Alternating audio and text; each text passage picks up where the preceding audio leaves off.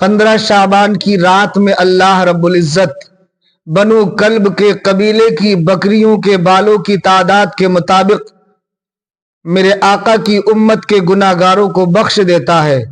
मगर क्या कुछ लोग ऐसे भी हैं कि जिनकी बख्शिश इस रात में भी नहीं होती? हाँ, कुछ लोग ऐसे हैं कि जिनकी बख्शिश 15 शाबान की रात में नहीं होती। नंबर 1, अल्लाह की जात और सिफात में शरीक ठहराने वाला, वो इस रात में नहीं बख्शा जाता। नंबर 2, मुसलमान के हक में कीना, बुग़्ज़ और हसद बगैर किसी उज़्र शरई के रखने वाला, वो इंसान भी इस रात में नहीं बख्शा जाता। नंबर 3, जो अहले हक की जमात से अलग हो। अहले हक कौन लोग हैं?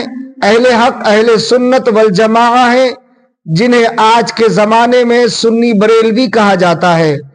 तो जो इस जमात से अलग हो, उसकी बख्शिश 15 शाबान की रात में भी नहीं होती, वो नहीं बख्शा जाता। नंबर 4, जानी यानी जिना करने वाला मर्द और जानिया यानी जिना करने वाली औरत, इन दोनों की भी बख्शिश 15 शाबान की रात में नहीं होती। अल्लाह ताला इन्हें माफ नहीं फरमाता है यहां तक कि ये तौबा न कर ले। जब तक ये तौबा न करेंगे अल्लाह ताला इन्हें भी माफ नहीं फरमाएगा। नंबर 5, रिश्तेदारी को तोड़ने वाला, रिश्ते को कता करने वाला, इस रात में भी नहीं बख्शा जाता है।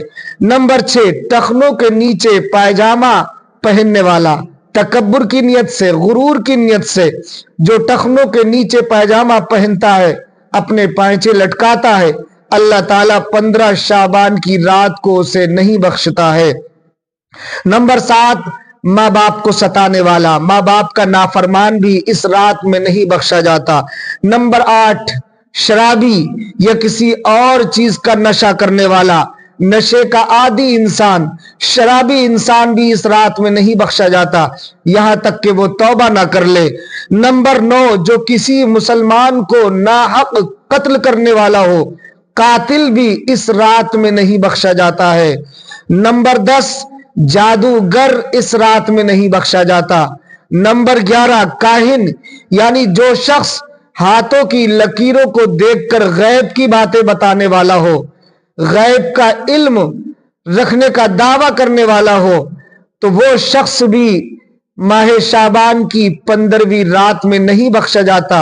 हाँ, इनके अलावा जो लोग भी हैं उनको अल्लाह ताला माफ फरमा देता है, बख्श देता है हदीस पाक के मुताबिक।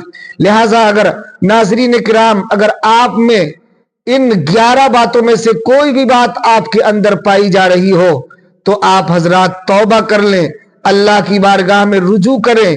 ये तौबा का महीना है, ये इस्तिग़फ़ार का महीना है।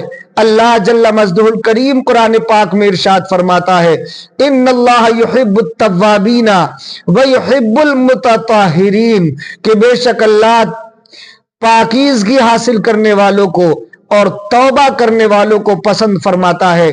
जिस तरीके से इंसान का बदन गंदा होता है, बदन मैला होता है, तो बदन की पाकी के लिए गुस्ल करना जरूरी है, इसी तरह इंसान का मन और दिल भी मैला हो जाता है। मन की पाकी के लिए तौबा जरूरी है, रुजू इल्लाह जरूरी है। अगर आप अल्लाह की तरफ रुजू करेंगे, इस महीने में अपने आप को अल्लाह की तरफ पेश कर देंगे, रोजे रखेंगे, तो इस तरीके से आपका मन पाक हो जाएगा, मन की तहारत हासिल हो जाएगी। और गुस्ल करने से जिस तरीके से बदन की तहारत हासिल होती है, इसी तरह तौबा व इस्तिग़फ़ार करने से, रोजे रखने से इंसान का दिल और इंसान का मन पाक हो जाता है। अल्लाह जल्ला मजदुहुल करीम इरशाद फरमाता है, इन्नल्लाह युहिब्बुत तव्वाबीना व युहिब्बुल मुतताहिरीन। लिहाजा अगर आप किसी से नाराज हैं या माँ बाप की नाफरमानी कर रहे हैं, तो तौबा कर लीजिए। या किसी की आदत शराब पीने की है, तो वो इस माह इस्तिग़फ़ार में, इस माह शाबान में तौबा और इस्तिग़फ़ार करके अल्लाह की तरफ रुजू कर लें। यकीनन मेरा रब बहुत बड़ा रहीम है, वो तो 70 माओं से ज्यादा अपने बंदों पर रहम फरमाने वाला है। अगर आप तौबा करेंगे, अल्लाह के दरबार में आएंगे, तो अल्लाह रब्बुल इज्जत इरशाद फरमाता है کہ میرے بندے کو مجھ سے معافی مانگنے میں شرم محسوس ہوتی ہے، بار بار وہ معافی مانگ کر توبہ کرنے کے بعد توبہ پر قائم نہیں رہتا، بار بار معافی مانگتا ہے اور مجھ سے شرم محسوس کرتا ہے، لیکن مجھے بار بار معاف کرنے میں کوئی حیا نہیں آتی۔